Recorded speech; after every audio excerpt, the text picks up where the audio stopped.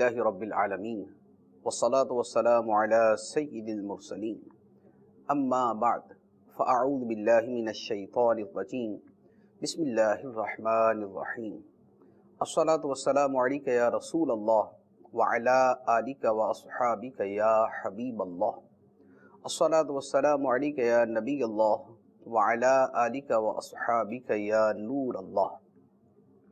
اللہ عز و جل کے حقوق کے بارے میں ہمارا سلسلہ جاری تھا اور اس میں اللہ تعالیٰ کی معرفت کے حوالے سے ہم نے کافی تفصیل سے کلام کیا تھا۔ حصول معرفت کے ذرائع کیا ہیں ان کو ہم نے ایک ایک کر کے بیان کیا۔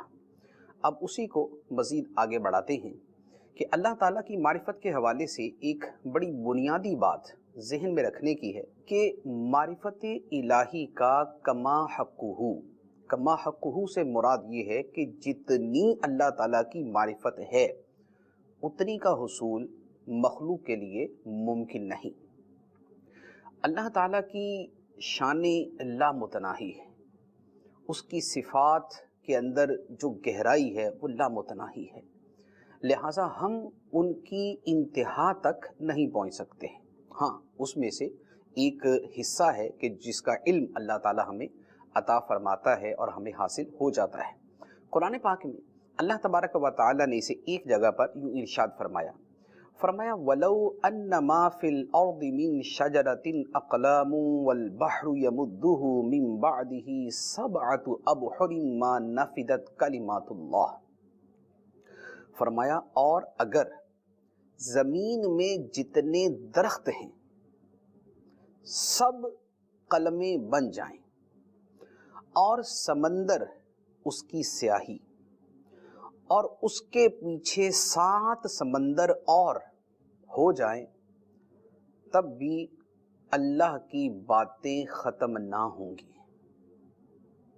یعنی سمندر سیاہی بن جائے اور ایک سمندر نہیں، ایسے 7 سمندر اور بن جائیں اور یہ سب مل کر روشنائی بن جائیں جن سے لکھا جاتا ہے، انک بن جائیں، اور دنیا کے جتنے درخت ہیں یہ تمام کے تمام قلم کی شکل اختیار کر لیں کہ ایک درخت سے اگر 10,000 قلم بنتے ہیں تو 10,000 قلم بنا دیں، اور دنیا کے اندر اگر 50 کھرب درخت ہیں اور ہر درخت سے 1,000 قلم بنتا ہے تو 10 کھرب ضرب سب مل ملا کے قلمیں بنا دیں، اور ساری مخلوق، انسان، جن، فرشتے اور جو اللہ تعالیٰ نے مخلوقات پیدا کی ہیں، یہ سب کی سب مل کر ان قلموں کو استعمال کرتے ہوئے 7 سمندروں کی روشنائی کو استعمال کر لیں اور اللہ تعالیٰ کی شانیں لکھتی رہیں، سارے قلم ختم ہو جائیں گے، ساری روشنائیاں ختم ہو جائیں گی، ساری مخلوق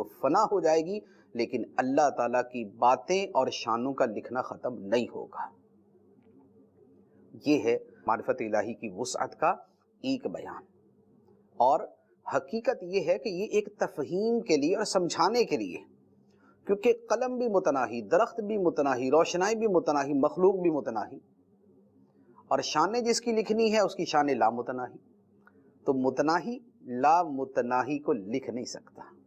تو اللہ تعالیٰ کی معرفت اس قدر وسیع ہے، اس قدر بڑی شے ہے۔ اب اس میں سے اللہ تعالیٰ جس کو جتنی عطا فرماتے، اور سب سے زیادہ ہمارے آقا صلی اللہ تعالیٰ علیہ وآلہ وسلم کو عطا کی گئی، پھر انبیاء علیہ السلام کو علی حسب المراتب عطا کی گئی۔ اچھا، پھر اللہ تعالیٰ کی معرفت کے حوالے سے ایک مزید گفتگو وہ یہ ہے کہ اللہ تعالیٰ کی معرفت اسے دیکھ کر حاصل کرنا، یہ اس دنیا میں صرف ہمارے نبی صلی اللہ تعالیٰ علیہ وآلہ وسلم کو حاصل ہوئی، جسے معرفت عیانیہ کہتے ہیں، کہ دیکھ کر جو معرفت حاصل کی گئی۔ نبی پاک صلی اللہ علیہ وآلہ وسلم کے علاوہ اس دنیا میں سر کی آنکھوں سے کسی کو بھی اللہ تعالیٰ کا دیکھنا نصیب نہیں ہوا، حتیٰ کہ حضرت موسیٰ علیہ السلام جیسے جلیل القدر پیغمبر نے جب اللہ تعالیٰ کی بارگاہ میں عرض کی ربی ارنی انظر الیک، اے میرے رب تو مجھے اپنا آپ دکھا، میں تجھے دیکھوں، تو اللہ تعالیٰ نے ارشاد فرمایا لن ترانی، اے موسیٰ تم مجھے ہرگز نہیں دیکھ سکو گے، تو مجھے ہرگز نہیں دیکھو گے۔ اور اس کے ساتھ ارشاد فرمایا وَلَكِنِ انظُرْ إِلَى الْجَبَلِ، فإن استقر مكانه فسوف تراني فلما تجلى ربه للجبل جعله دكا وخر موسى صعقا۔ اللہ تعالیٰ نے فرمایا کہ اے موسیٰ، ہاں پہاڑ کی طرف دیکھو، اگر یہ پہاڑ اللہ عز و جل کی تجلی پڑنے پر اپنی جگہ ٹھہرا رہا تو تم مجھے دیکھ لو گے، لیکن پھر کیا ہوا کہ فلما تجلی ربہ للجبل، تو جب موسیٰ کے رب نے پہاڑ پر تجلی ڈالی، جعلہ دکا، اس پہاڑ کو ریزہ ریزہ کر دیا، وخر موسیٰ صعقا، اور موسیٰ علیہ السلام بے ہوش ہو کے گر گئے۔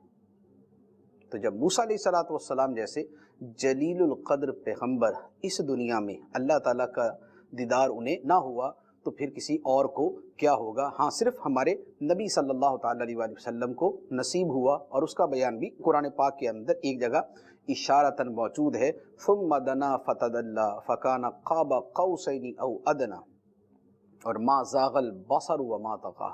یہ جو آیات شب معراج کے حوالے سے ہیں کہ پھر اللہ کا جلوہ قریب ہوا، پھر اور نیچے اتر آیا، پھر 2 کمانوں کے برابر فاصلہ رہ گیا بلکہ اس سے بھی کم، اور نبی پاک علیہ السلام نے جو دیدار کیا تو فرمایا ما زاغ البصر، نگاہ ٹیڑھی نہ ہوئی، اس جلوے کی جو اس کی شدت تھی اس سے نگاہ ٹیڑھی نہ ہوئی، وما طغی، اور نہ حد سے بڑھی۔ تو یہ جو معرفت کی صورت ہے یہ اس دنیا میں صرف نبی پاک صلی اللہ علیہ وآلہ وسلم کو حاصل ہے۔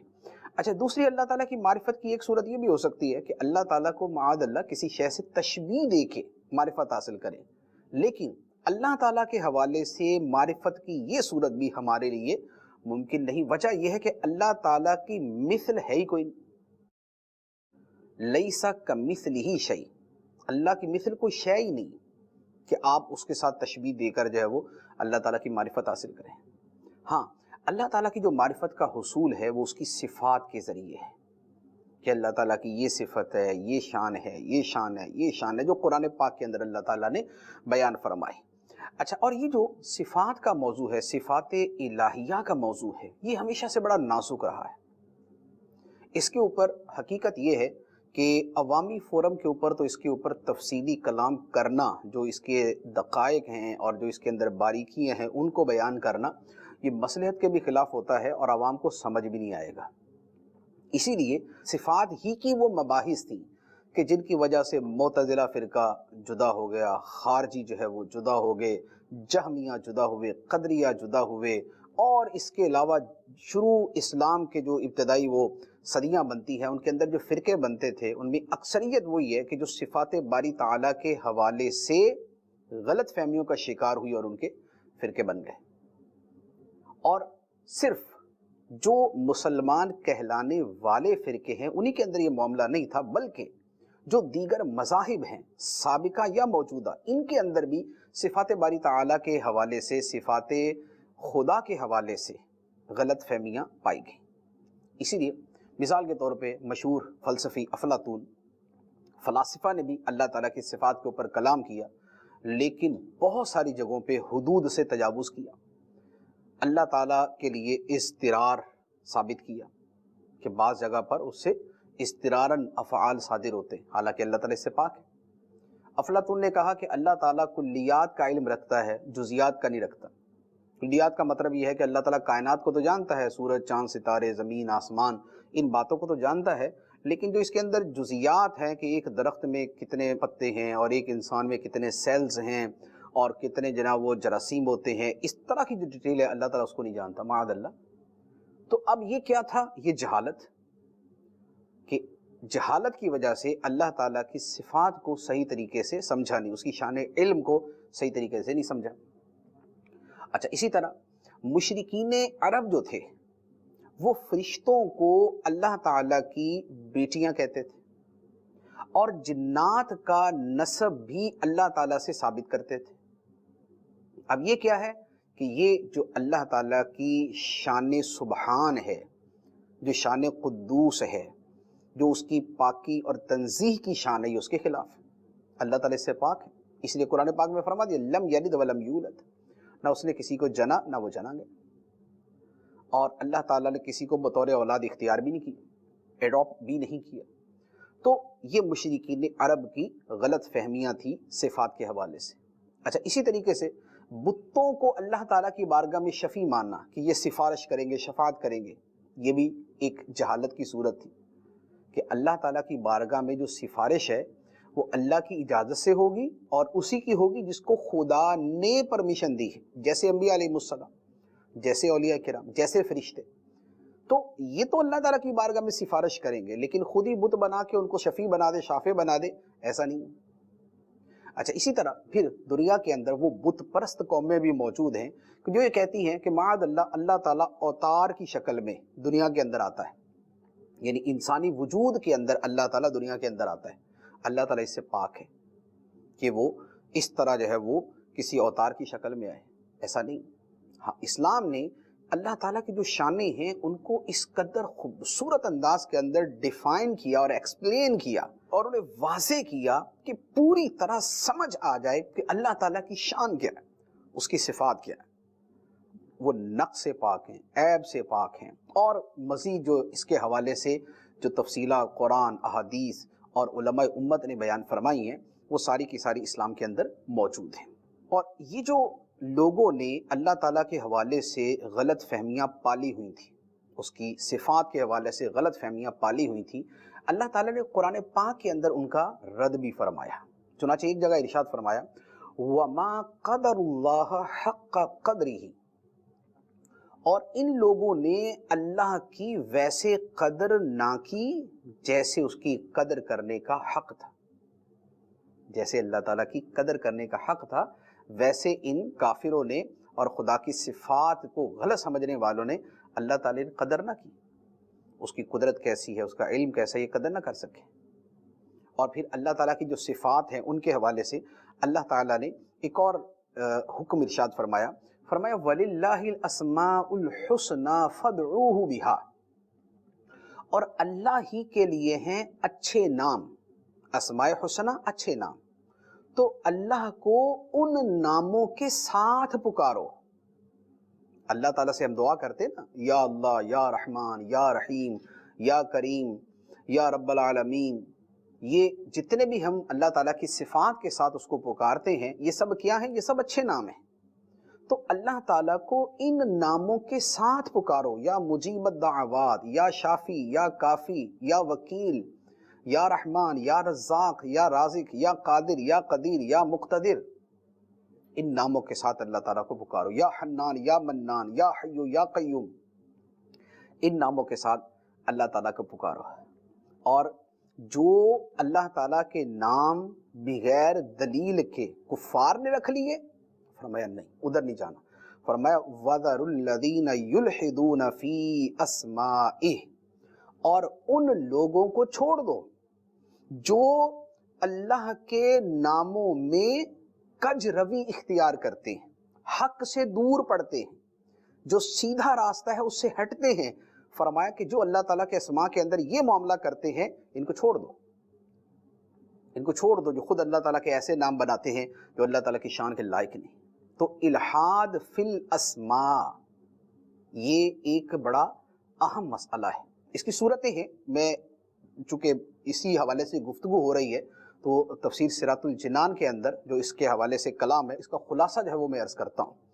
اللہ تعالیٰ کے ناموں میں اس کی صفات بیان کرنے میں حق اور استقامت سے دور ہونے کی مختلف صورتیں۔ ایک صورت تو یہ ہے کہ اللہ تعالیٰ کے ناموں کو بگاڑ کر کچھ اور نام بنا کر اللہ کے علاوہ کسی اور پر اطلاق کیا جائے، کسی اور کے لیے وہ لفظ بولا جائے۔ مثال کے طور پہ مشرکین مکہ نے کیا کیا تھا کہ جیسے اللہ تعالیٰ کا نام ہے الہن، الہن سے انہوں نے لفظ بنایا لات، منات، یہ لات بنا کے یہ اپنے ایک بت کا نام رکھ دی۔ اللہ تعالیٰ کا نام ہے عزیز، عزت والا، غلبے والا، کفار نے اس نام کو بدلا اور اس سے بنا دیا عزا، عزیز سے عزا، اور عزا ایک بت کا نام رکھ دیا۔ اسی طرح اللہ تعالیٰ کا نام ہے منان، بہت احسان فرمانے والا، اس کا انہوں نے لفظ بنایا منات، اور منات لفظ بنا کے ایک اپنی دیوی کا ایک بت کا نام رکھ دیا۔ تو یہ اللہ تعالیٰ کے ناموں میں الحاد ہے، بے دینی ہے، لا دینی ہے۔ یہ حق اور استقامت سے دور ہونا ہے کہ جو اللہ تعالیٰ کے نام ہے ان کو بگاڑ کر کسی اور کا نام رکھ دیا جائے۔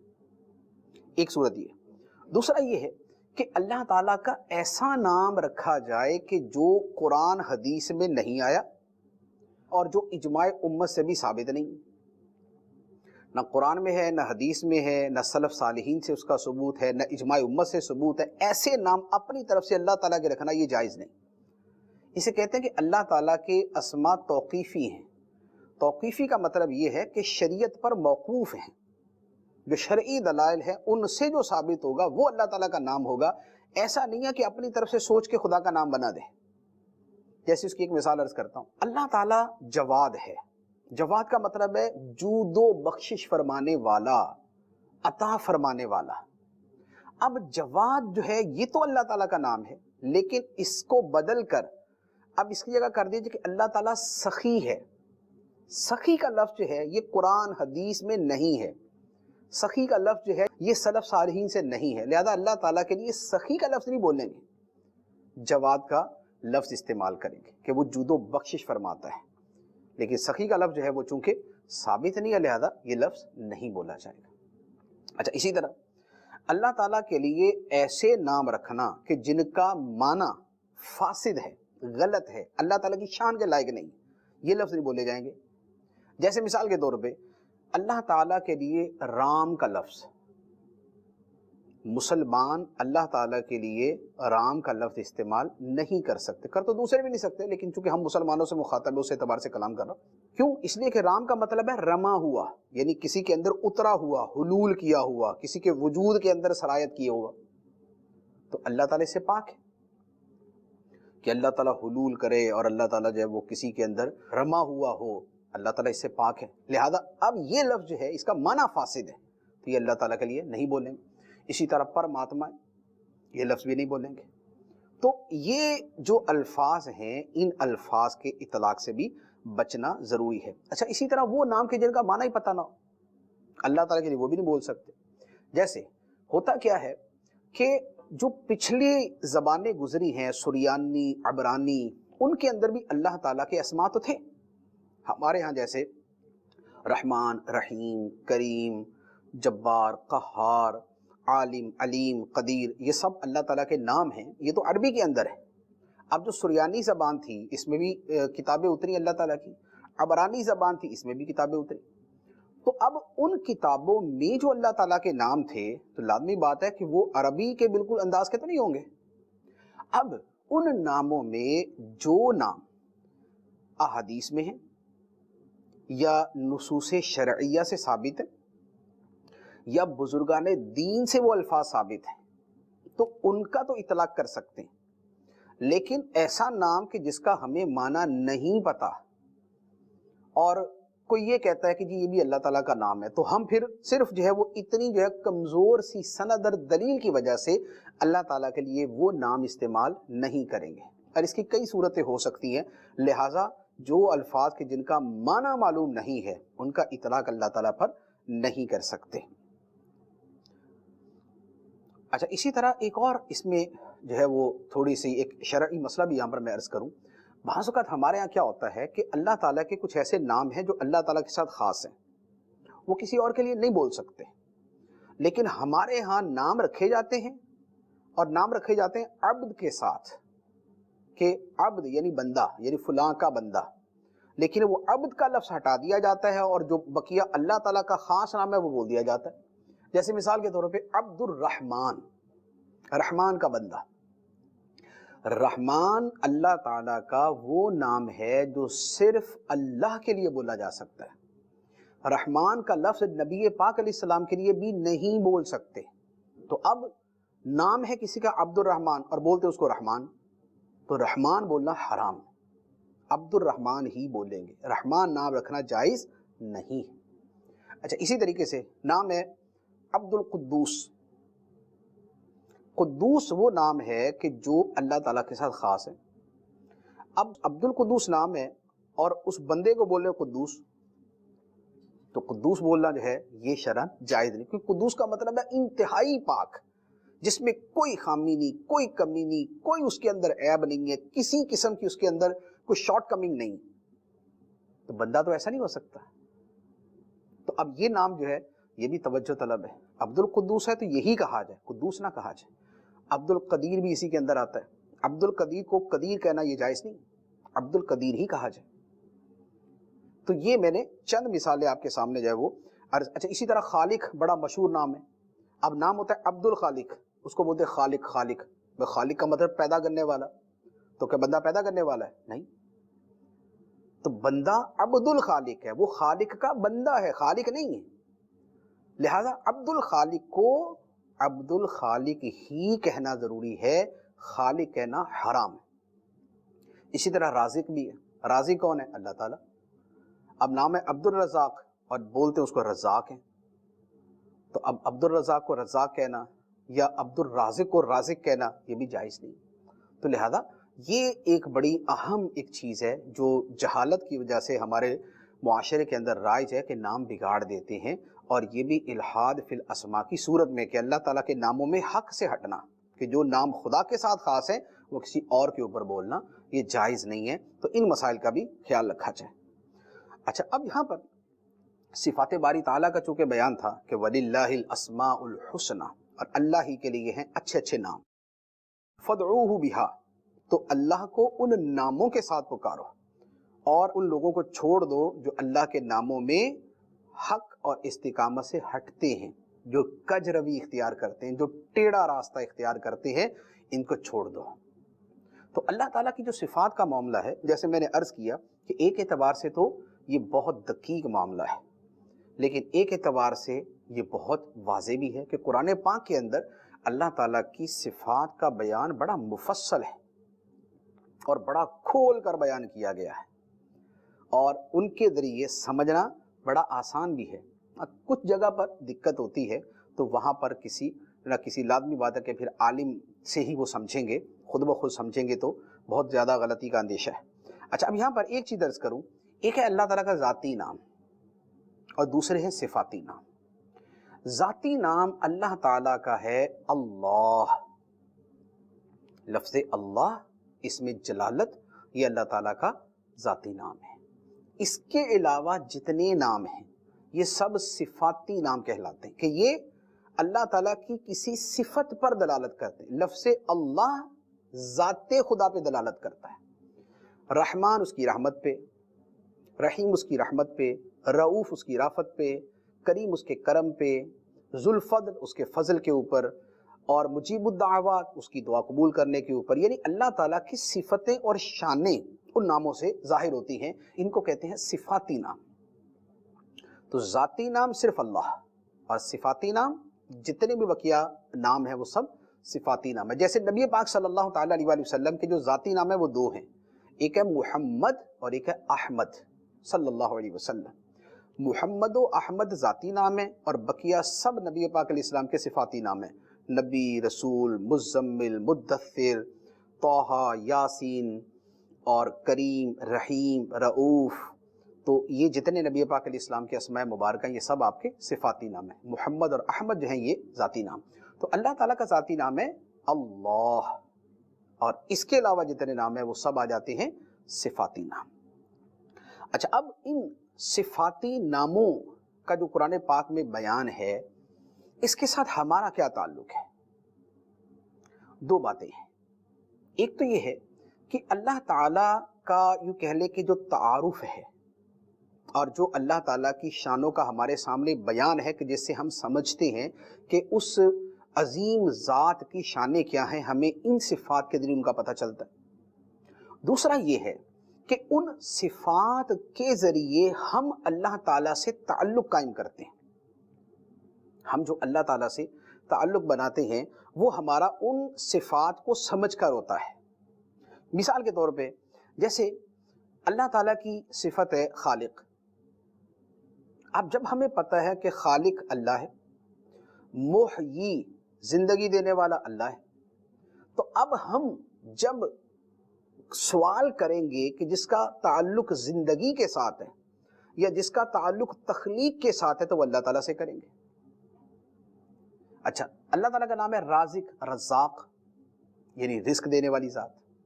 اب ہمیں رزق چاہیے، روزی چاہیے، ہم تنگ دستی کا شکار ہیں، تو ہم جانتے ہیں کہ روزی کس نے دینی ہے؟ اللہ تعالیٰ نے۔ تو اب ہم اللہ تعالیٰ سے اس کو رازق اور رزاق سمجھتے ہوئے اس سے سوال کرتے ہیں۔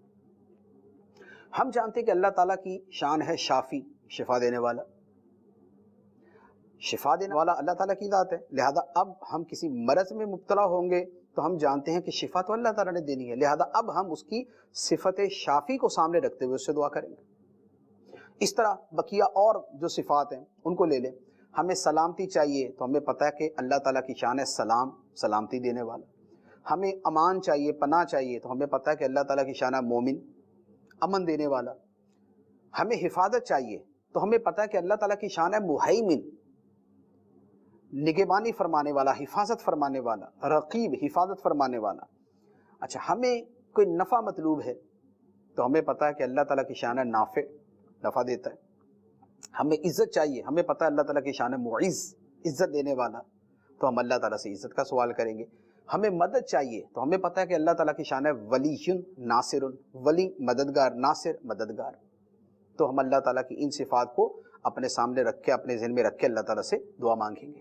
تو یہ دیکھیں کہ جو صفات کا معاملہ ہے اس میں کیا ہے کہ ہم ان کو سمجھ کر اللہ تعالیٰ سے تعلق قائم کرتے ہیں، ہم اللہ تعالیٰ کی بارگاہ میں عرض کرتے ہیں۔ ہمیں پتہ ہے وہ رحمان ہے، وہ رحیم ہے، وہ رؤوف ہے، وہ کریم ہے، وہ معطی ہے، وہ وہاب ہے، وہ رحم فرماتا ہے۔ اب ہمارے ذہن میں یہ صفات ہے تو ہم اللہ تعالیٰ سے رحمت کی بھیک مانگتے ہیں، اس سے فضل کا سوال کرتے ہیں۔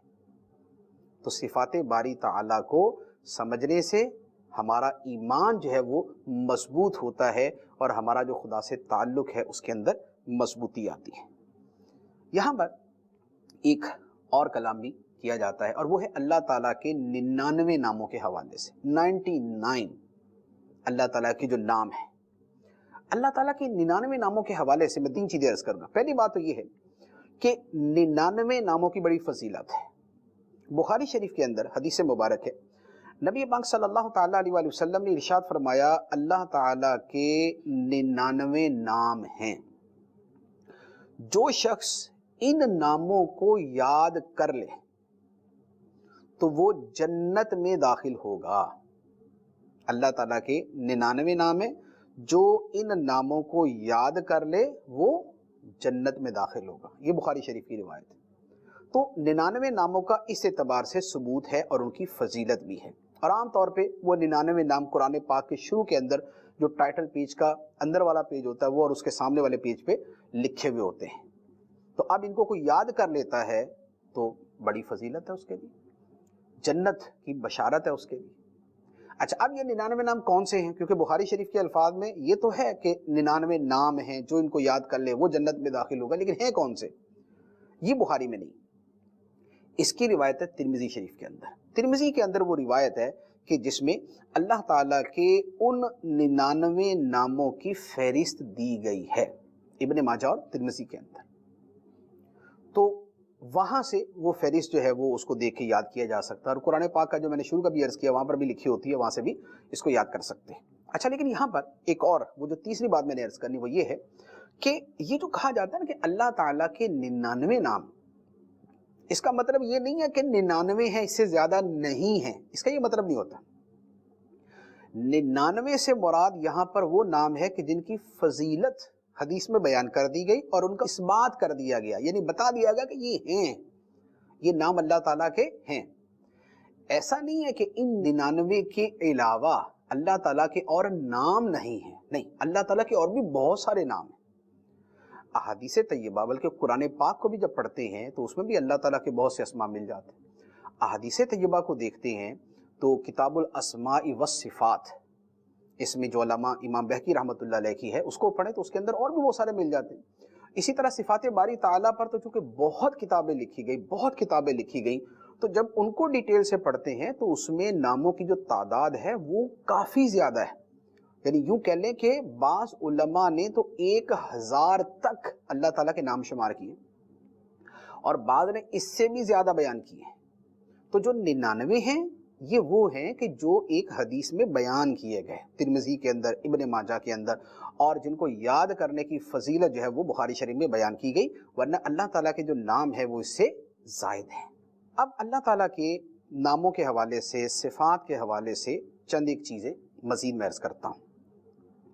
جیسے پہلے میں نے بیان کیا کہ اللہ تعالیٰ کے ناموں کا معاملہ یوں نہیں ہے کہ کوئی بندہ اپنی مرضی سے اللہ تعالیٰ کا نام بنا لے، ایسا نہیں۔ صفات باری تعالیٰ کے بارے میں چند اصول ہیں۔ تو اصول کیا ہیں؟ ایک تو یہ ہے کہ اللہ تعالیٰ کا کوئی بھی نام یا صفت اپنی نوعیت کے اعتبار سے اس کا اچھا ہونا لازم ہے، یعنی اس میں خوبی کا معنی پایا جائے۔ اللہ تعالیٰ کا نام یا صفت جو بھی ہوگی وہ ہوگی جس میں خوبی کا معنی ہو، جس میں کمال کا معنی ہو۔ نقص معاذ اللہ اللہ تعالیٰ کی صفات میں نہیں ہو سکتا، لہذا کوئی بھی جو بری صفت ہے وہ اللہ تعالیٰ کی طرف منسوب نہیں کی جائے گی۔ معاذ اللہ کذب ہے، جہل ہے، ظلم ہے، یہ اللہ تعالیٰ کی طرف منسوب نہیں کر سکتے۔ اللہ تعالیٰ ظلم سے پاک ہے، کذب سے پاک ہے، جھوٹ سے پاک ہے، جہل سے پاک ہے، اور اس طرح کی جو عیوب ہیں اللہ تعالیٰ ان سے پاک ہے۔ تو اللہ تعالیٰ کا نام وہ رکھا جائے گا کہ جس میں خوبی کا، اچھائی کا، کمال کا معنی پایا جائے۔ اسی لیے قرآن پاک کے اندر کیا فرمایا؟ وَلِلَّهِ الْأَسْمَاءُ الْحُسْنَى، اللہ تعالیٰ کے لیے اچھے نام ہیں، اچھے نام، لہذا جو برا نام ہوگا وہ اللہ تعالیٰ کا نہیں ہو سکتا۔ ایک بات۔ اچھا، دوسری بات یہ ہے کہ اب اللہ تعالیٰ کے لیے اچھے نام کا یہ مطلب نہیں ہے کہ ہم کوئی بھی اچھا معنی نکال کے اللہ تعالیٰ کا نام بنا دیں، ایسا نہیں، بلکہ اللہ تعالیٰ کے اسماء و صفات کے لیے ضروری ہے کہ وہ نام کسی مستند ذریعے سے ثابت ہو، وہ نام کسی مستند ذریعے سے ثابت ہو۔ مستند ذریعہ کیا ہے؟ قرآن، حدیث، اور امت کا اجماع، اور سلف صالحین کے اندر کوئی رائج نام، یعنی سلف صالحین استعمال کرتے تھے کوئی نام، تو اس کا مطلب یہ ہوگا کہ اس کا ثبوت ہے پیچھے، یا پوری امت وہ لفظ استعمال کرتی ہے تو اس کا مطلب ہے کہ یہ جائز ہے۔ تو اللہ تعالیٰ کے اسماء و صفات میں یہ بھی ضروری ہے کہ اس کا وہ کسی مستند ذریعے سے ثابت ہو۔ تو یہ چند ایک اصول ہیں جو اس حوالے سے عرض کیے گئے ہیں۔ اچھا، اب اس کے ساتھ جو اللہ تعالیٰ کی صفات ہیں اگر ان کو دیکھیں جو قرآن پاک میں ہیں یا جو احادیث طیبہ میں ہیں، اس میں سمجھنے کے لیے کئی انداز ہو سکتے ہیں۔ جیسے یہ بھی ہو سکتا ہے کہ اللہ تعالیٰ کی ان صفات کو ہم علیحدہ طور پہ سمجھیں کہ جن کا تعلق صرف اس کی ذات کی عظمت کے ساتھ ہے، کہ وہ معبود ہے، وہ زندہ ہے، وہ علیم ہے، اور اس کے اندر مخلوق کے ساتھ جو ہے وہ کوئی تعلق کی بات نہ ہو اس کے اندر، تو اس کو جدا کر لیں۔ اچھا، وہ صفات کہ جن کے ساتھ مخلوق جو ہے وہ وابستہ ہوتی ہے اور جس کے ساتھ مخلوق جو ہے وہ اپنی معروضات عرض کرتی ہے، جیسے شافی، نافع، یہ والی جو صفات، تو اسے ان کو جدا کر کے سمجھ لیں۔ اور دوسری اور انداز بھی ہو سکتے ہیں، وہ صفات کے جن کا تعلق اس کی رحمت کے ساتھ ہے اور وہ صفات جن کا تعلق اس کے غضب کے ساتھ ہے، تو یہ جدا جدا ہو سکتے ہیں۔ اسی طرح پھر اور بھی تقسیمات ہیں۔ مثال کے طور پہ علماء متکلمین جو ہیں وہ صفات کے حوالے سے کئی انداز میں کلام کرتے ہیں، ایک صفات ذات اور ایک صفات افعال۔ صفات ذات کی جدا فہرست ہے اور صفات افعال جدا ہے۔ اچھا، پھر ایک دوسری تقسیم کی جاتی ہے صفات ثبوتیہ اور صفات سلبیہ۔ صفات ثبوتیہ وہ کہ جس میں ثبوت ہے اللہ تعالیٰ کے لیے کسی شے کا، اور صفات سلبیہ وہ کہ جس میں اللہ تعالیٰ سے کسی شے کی نفی ہے کہ اللہ تعالیٰ اس سے پاک ہے، یہ اللہ تعالیٰ کی شان کے لائق نہیں ہے، وہ صفات سلبیہ ہو جاتی۔ تو اب یہ ایک تقسیم ہے۔ اچھا، اس کے علاوہ سمجھنے کے لیے کئی اور انداز بھی اختیار کیے جا سکتے ہیں۔ تو بعض علماء نے یہ بھی کیا ہے کہ اللہ تعالیٰ کی صفات کی مختلف اقسام بنائی ہیں، کہ اللہ تعالیٰ کی کچھ صفات وہ ہیں جن کا تعلق اللہ تعالیٰ کی رحمت کے ساتھ ہے، کچھ صفات وہ ہیں جن کا تعلق اللہ تعالیٰ کی شان تخلیق کے ساتھ ہے، کچھ صفات وہ ہیں جن کا تعلق اللہ تعالیٰ کی عظمت کے ساتھ ہے، کچھ وہ ہیں جن کا تعلق اللہ تعالیٰ کی قدرت کے ساتھ ہے، کچھ وہ ہیں جن کا تعلق اللہ تعالیٰ کی وحدانیت کے ساتھ ہے، تو یوں اس اعتبار سے بھی مختلف اقسام بیان کی گئی۔ تو ان میں سے چند ایک چیزیں ہیں، اس کو مختلف تقسیمات کے اندر جب میں عرض کرتا ہوں تو اس سے سمجھنا جو ہے وہ ذرا آسان ہو جائے گا۔ اللہ تعالیٰ کی صفات کے حوالے سے ایک تو وہ اقسام ہے جن کا تعلق اللہ تعالیٰ کی رحمت کے ساتھ ہے، رحمت الہی کے ساتھ، ایک وہ جن کا تعلق قدرت کے ساتھ، ایک وہ جن کا تعلق علم کے ساتھ، اسی طرح وہ کہ جن کا تعلق اللہ تعالیٰ کی خلاقی کے ساتھ ہے کہ وہ خالق ہے، اور وہ صفات کے جن کا تعلق اللہ تعالیٰ کی توحید کے ساتھ ہے۔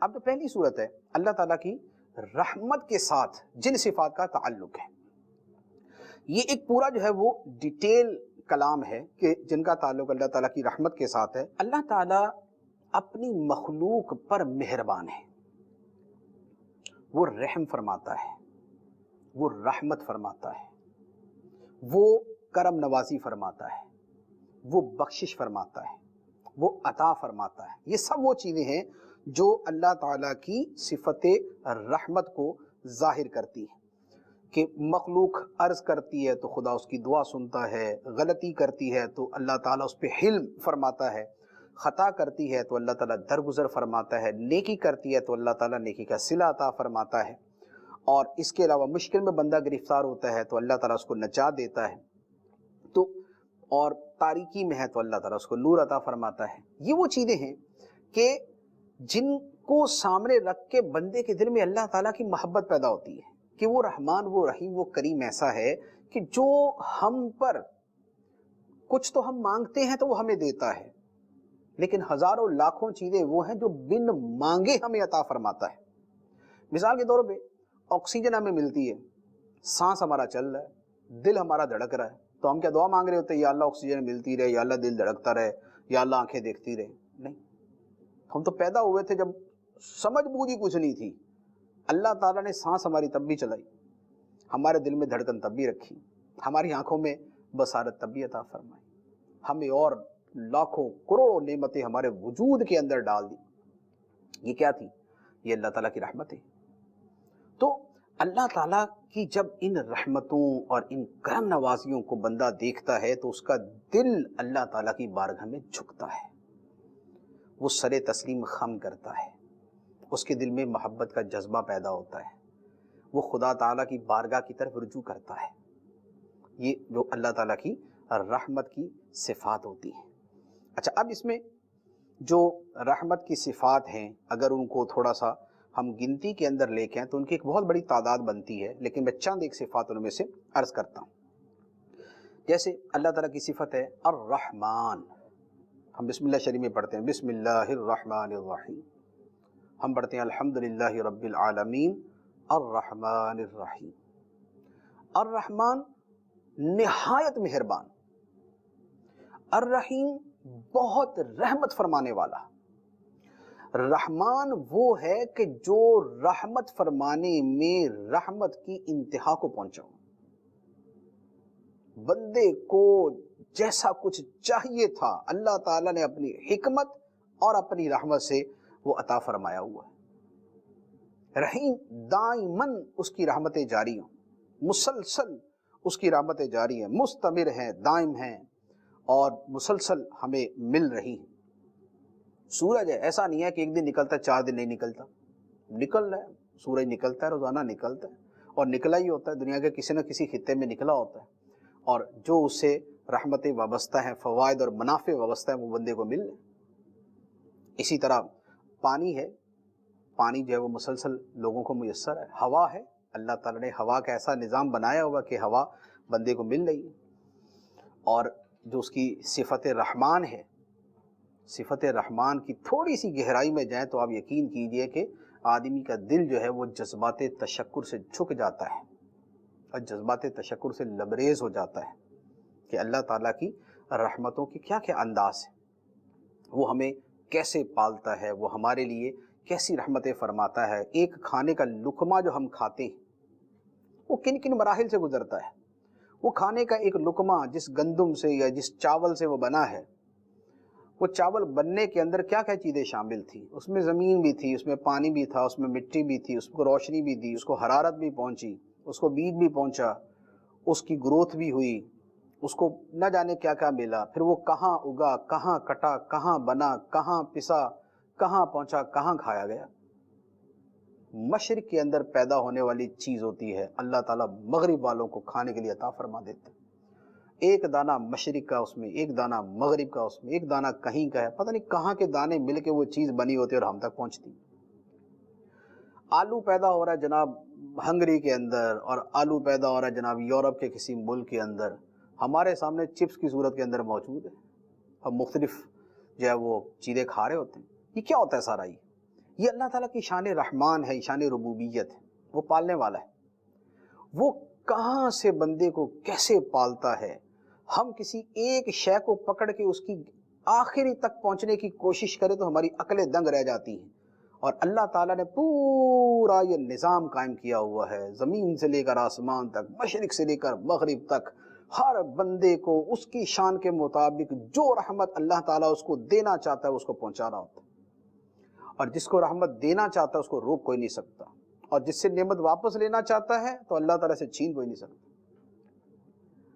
تو یہ اللہ تعالیٰ کی جو صفت الرحمن ہے، صفت رحیم ہے، یہ اس کی صفت رحمت کے اوپر دلالت کرنے والی، یہی مہربانی کی جو صفات ہیں ان کے اوپر انشاءاللہ عز و جل مزید کلام کریں گے۔ اللہ تبارک و تعالی اپنی رحمت ہمارے شامل حال رکھے اور ہمیں اپنی معرفت نصیب فرمائے، آمین بجاہ النبی الامین صلی اللہ علیہ وسلم۔